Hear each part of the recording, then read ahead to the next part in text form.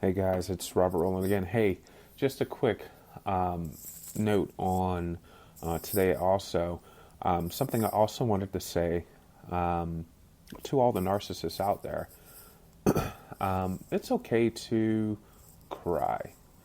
You can be public with it. You can go into your room, bathroom, wherever, just close the door, sit on the floor, and just release your emotions. You know, for me, crying helps sometimes. It, it's a good release. I'm a man. I'm a large man, and I don't think many people know that. I've cried a lot over these past few months of things that have happened in my life. You know, um, Crying is okay. You got to release your emotions. You've got to release your inside feelings. You absolutely have to. You can't keep bottling them up. You cannot pretend that you're this rock solid piece of granite or marble or stone. It's okay to release your emotions. In the past couple days, you know, after things that have happened in my life, I have absolutely cried a little bit. I just felt the need, and that's what I've done. And yeah, it did make me feel better a little bit. It didn't answer anything. It didn't make the problem go away. It wasn't done to draw attention. Now, if you're in front of someone, let's rewind this. Now, if you're in front of the person that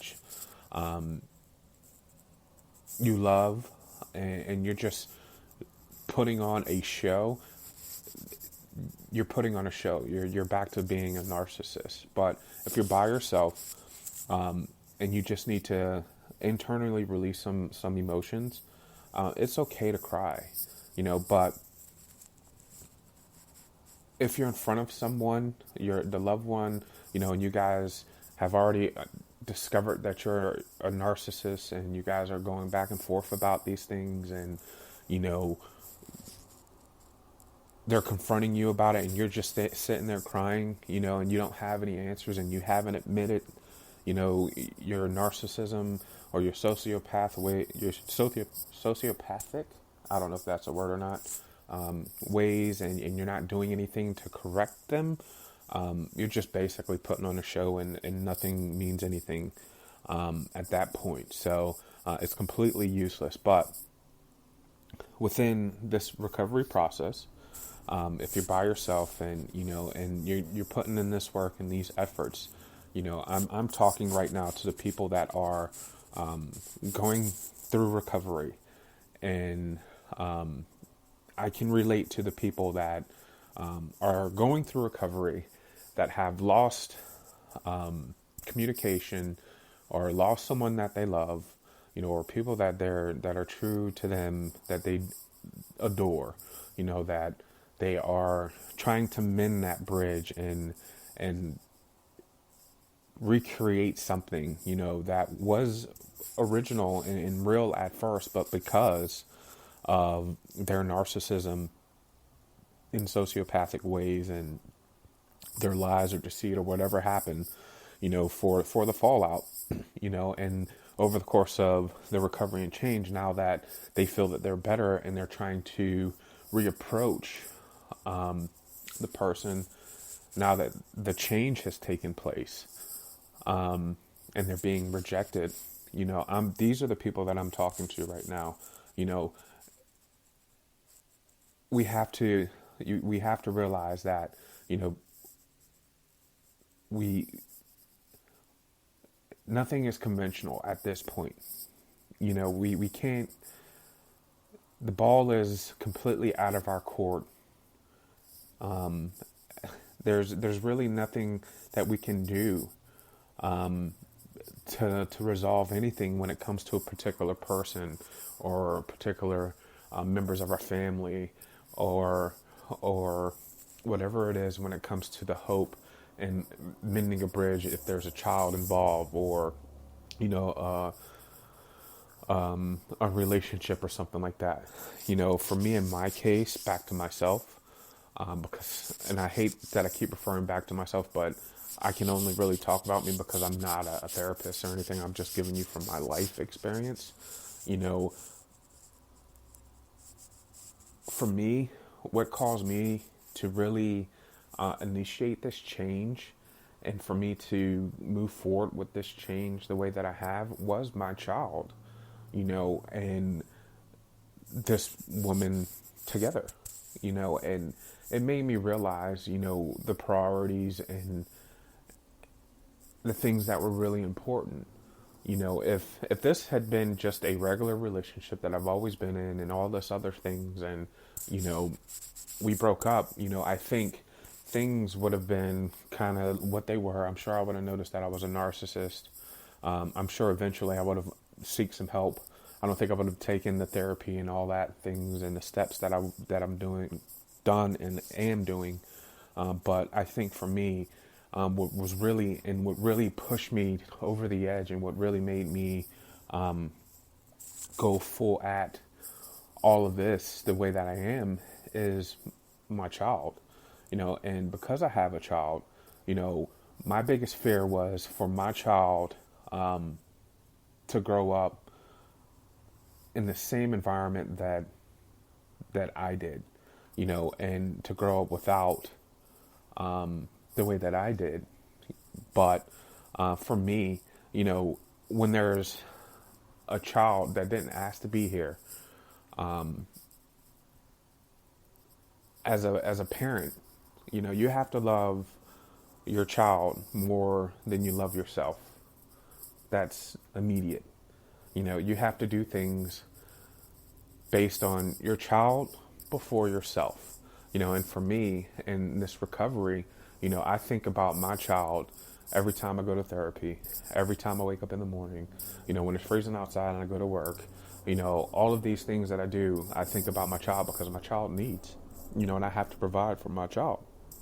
Now, when it comes to the relationship part with my child's mother and my child, what's important to me is I want my child to be able to wake up and have both of the parents there in the house, because I never got to grow up and see that full time. I remember when my mother and my father were together, and how important and beautiful that was. And I also remember the day that my dad left, and I remember how my whole life changed and went downhill after that emotionally. And I remember that whole emotional despair that I went through. And I really don't want my child to live through that, but also at the same time as me being a narcissist, I know within myself that the feelings that I have for my child's mother are genuine and real. She doesn't know that because I'm a narcissist. She feels that all of my actions have been manipulative, have been lies, have been for something. Regardless of how much inside myself I really do care, she doesn't correlate that because of how I express these things, because I've been a sociopath and narcissistic about these things. So she proceeded with caution, and did the things that she did to protect herself, because she found out and realized that, I have a narcissist on my hands.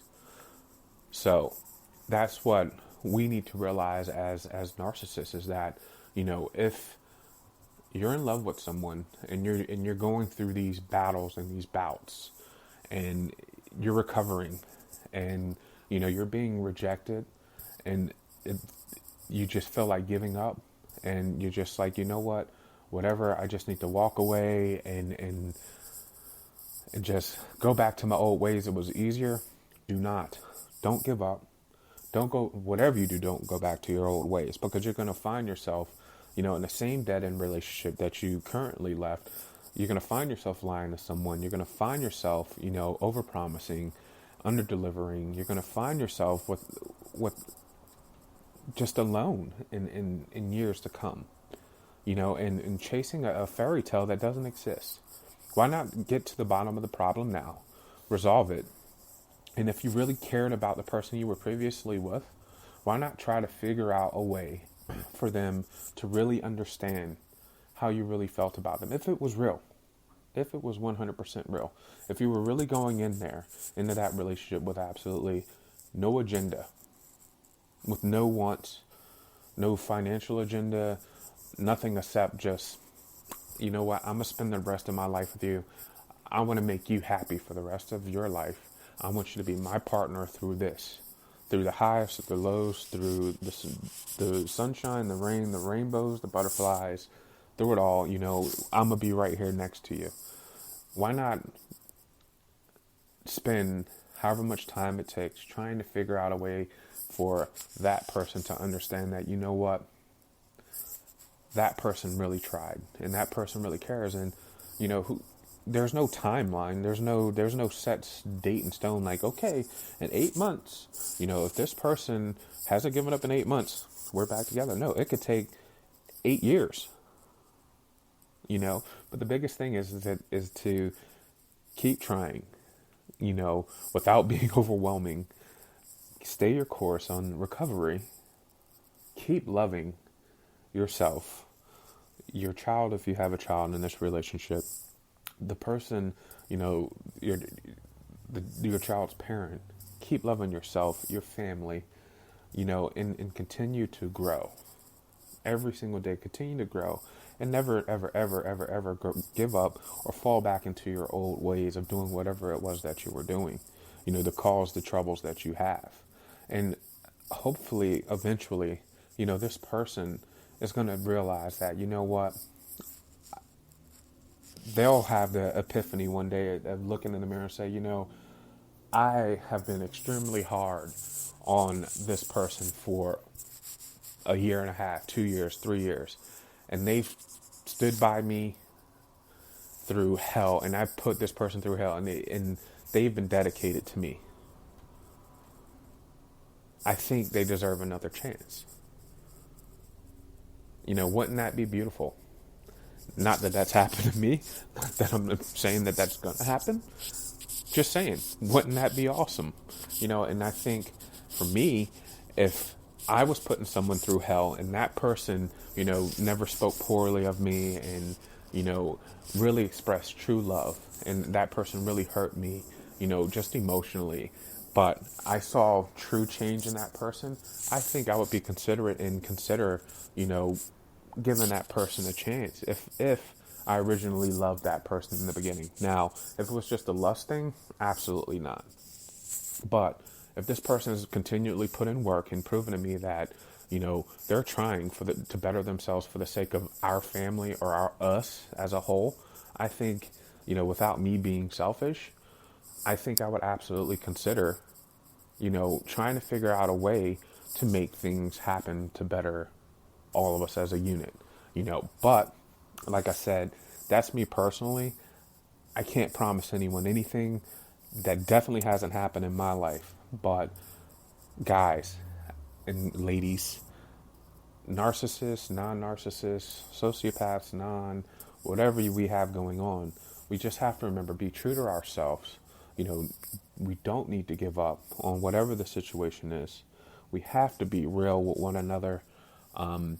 And we have to obviously remember, we have to stay positive in our lives to whatever we're thinking and portraying and feeling inside, that's what we're going to receive. You know, I'm a prime example today of how my day started off today was rough. You know, so tomorrow I'm going to wake up, you know, put on some happy music, you know, maybe some Pharrell, you know, and drive into work and try to start my day off a little bit better, you know. So guys, it's been great talking to you. I'm about to hop into the shower, hit the gym. I probably won't do a podcast tomorrow because I have therapy, but if I can, I will. It's always great talking to you. Thanks for listening. Have a great, great, great Wednesday.